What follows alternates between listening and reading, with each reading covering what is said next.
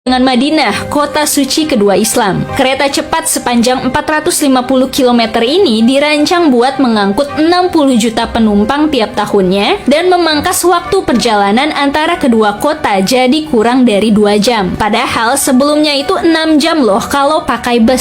Singkatnya, proyek China ini benar-benar nguntungin jutaan jamaah haji setiap tahunnya dan ngebantu ibadah mereka di kota-kota suci. Kalau kasus Arab Saudi nggak cukup meyakinkan, maka kasus Irak pasti bikin kamu terkejut. Irak adalah salah satu produsen minyak terbesar di dunia setelah Arab Saudi. Meski kaya akan minyak, negara Irak udah menderita selama puluhan tahun karena infrastruktur yang rusak akibat perang terus-menerus dan juga korupsi yang merajalela. Akibatnya, Irak bergabung dengan BRI China pada tahun 2019 dengan tujuan utama buat memperbaiki infrastrukturnya dan mendiversifikasi ekonomi ke arah pendapatan non-minyak. Sekarang, China udah sepakat buat ngebangun 90.000 perumahan, 1.000 fasilitas kesehatan, dan memperbarui sistem pembuangan limbah di ibu kota Baghdad. Selain itu, perusahaan China State Construction Engineering udah teken proyek senilai 370 juta dolar Amerika buat rehabilitasi Bandara Internasional Nasiriyah. Proyek ini termasuk pembangunan gedung terminal baru, gedung pengendalian lalu lintas udara, gedung kargo, dan jalan tol bandara sepanjang 25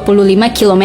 Lebih lanjut, Power China lagi ngebangun taman surya PV yang bakal menyuplai negara Irak dengan 2000 megawatt energi bersih. Yang lebih keren adalah kesepakatan tahun 2021 dengan perusahaan China, Power China, dan Sinotech buat ngebangun 8.000 sekolah di seluruh negeri Irak dalam beberapa tahun mendatang. Menurut UNICEF, ini langsung ngatasin salah satu masalah paling mendesak di Irak. Puluhan tahun konflik dan kurangnya investasi udah menghancurkan sistem pendidikan yang dulu jadi salah satu terbaik di kawasan ini. 1 dari 2 sekolah rusak dan butuh rehabilitasi. Hampir 3,2 juta anak Irak usia sekolah nggak bisa sekolah. Kesepakatan ini yang udah mulai dibangun menarik perhatian besar di media sosial internasional. Banyak orang asing yang membandingkan dengan kekacauan yang ditinggalkan oleh Amerika di negara Irak. Banyak yang bilang, Amerika bisanya cuma ngancurin, sementara China ngebangun.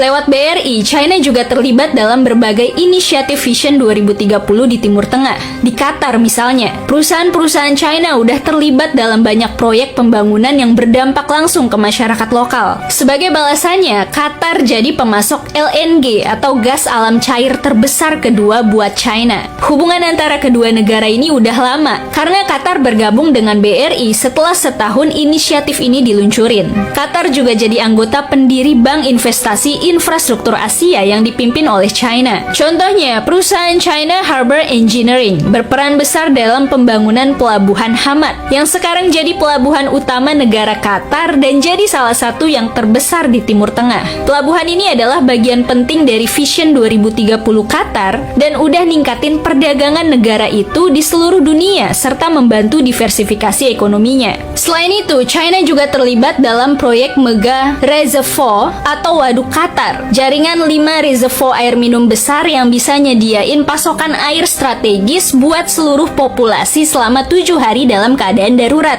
Berkat perusahaan teknologi China, Huawei, pada tahun 2018, Qatar jadi negara pertama di dunia yang ngeluncurin jaringan 5G secara nasional, yang sekarang mencakup 90% dari wilayah berpenduduk negara ini. Inisiatif ini bikin Qatar jadi salah